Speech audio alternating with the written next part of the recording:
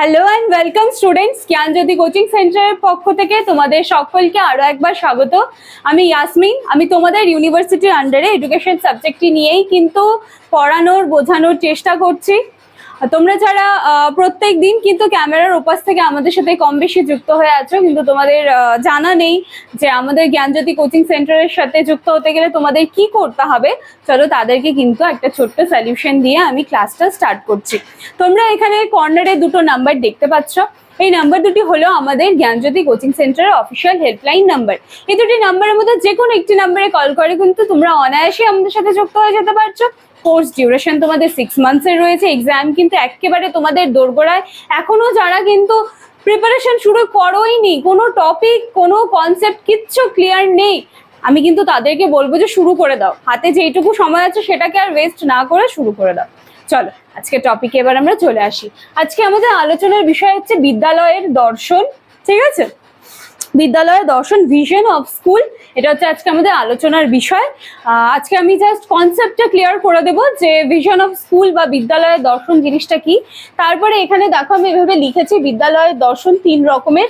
এটা নিয়ে কিন্তু আমি আবার নেক্সট দিনের একটা ক্লাস রাখবো।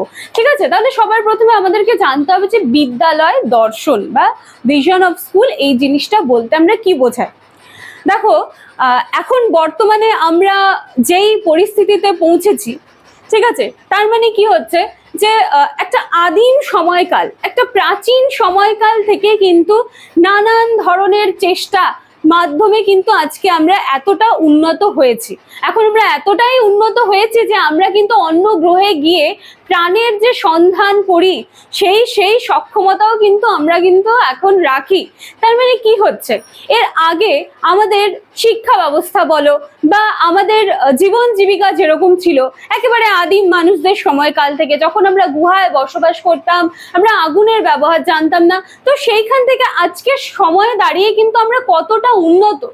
তার মানে কি হচ্ছে, আমাদের মধ্যে জ্ঞানের যে আলোটা আছে সেটা কিন্তু সঞ্চার হচ্ছে, এবং এই ক্ষেত্রে কিন্তু গুরুত্বপূর্ণ ভূমিকা কে রাখছে, শিক্ষা রাখছে। এবং এই শিক্ষাটা কোথার থেকে আমরা পাচ্ছি, বিদ্যালয় থেকে কিন্তু আমরা শিক্ষা পাচ্ছি। তার মানে বিদ্যালয়ের মাধ্যমেই কিন্তু আমরা সেই শিক্ষাটা পাচ্ছি যেখান থেকে কিন্তু আমরা এখন যেই সময় বা এখন যে পরিস্থিতিতে আমরা দাঁড়িয়ে আছি সেই বিদ্যালয়ের থেকে পাওয়া শিক্ষা নিয়েই কিন্তু আমরা এখান থেকে আরো উন্নত জায়গায় কিন্তু ভবিষ্যতে পৌঁছে যাব। দেখো, এখন বাচ্চা বলো বা শিক্ষার্থী বা যাই বলো, তাদের শিক্ষা কিন্তু এখন আর বাড়ির মধ্যে কিন্তু আর সীমাবদ্ধ নেই। ঠিক আছে, এখন তারা বাড়ির থেকে বের হয়ে বিদ্যালয়ে শিক্ষা নিচ্ছে বা আরো এর থেকে আরো হায়ার এডুকেশনে যখন যারা যাচ্ছে, তো নানান ধরনের মানে শিক্ষার যে গণ্ডিগুলো সেগুলো কিন্তু পার করছে, সকলেই পার করছে। একেবারে ছোট গণ্ডির থেকে শুরু করছে, তারপর আস্তে আস্তে কিন্তু আমরা সকলেই শিক্ষার জন্য কিন্তু আরো উচ্চ থেকে উচ্চতর স্তরে পৌঁছে যাচ্ছি। তাহলে দেখো, এবার বিদ্যালয়ের দর্শন যেটা বলছে, প্রথমে আমি একটু বিদ্যালয়ের ভূমিকাটা বলে দিলাম। এরপরে বিদ্যালয়ের যে দর্শন, বিদ্যালয়ের দর্শন বিবৃতি বলতে বোঝানো হচ্ছে যে এর মাধ্যমে বিদ্যালয় তার উদ্দেশ্যগুলিকে প্রকাশ করে। ঠিক আছে, বর্তমানে মানুষের মাধ্যমে কোনো কিন্তু বিদ্যালয়ের মূল্যায়নটা করা হচ্ছে। তো সেইভাবেই বিদ্যালয়েরাও এখন কি করছে, বিদ্যালয়গুলিও এখন কি করছে, নিজেদের অবস্থান, গুণগত মান, এই সব কিছু কিন্তু কি করছে, একটা প্রকাশের জন্য কিন্তু একটা দর্শন বা বিবৃতি গ্রহণ করছে। ঠিক আছে, তো এই যে বিদ্যালয় যখন নিজেদের গুণগত মান, অবস্থান, এই সমস্ত কিছু মূল্যায়নের জন্য একটা দর্শনের মানে মাধ্যম নিচ্ছে, তাহলে সেই ক্ষেত্রে কিন্তু আমরা দেখতে পারি যে 3 রকমের মাধ্যম যেটা রয়েছে বা দর্শনের সহায়তা নিচ্ছে, সেটা কিন্তু দেখছি যে আমরা 3 রকমের আছে। একটা হচ্ছে শিক্ষার্থী কেন্দ্রিক, আরেকটা শিক্ষক কেন্দ্রিক এবং আরেকটা হচ্ছে সমাজ কেন্দ্রিক।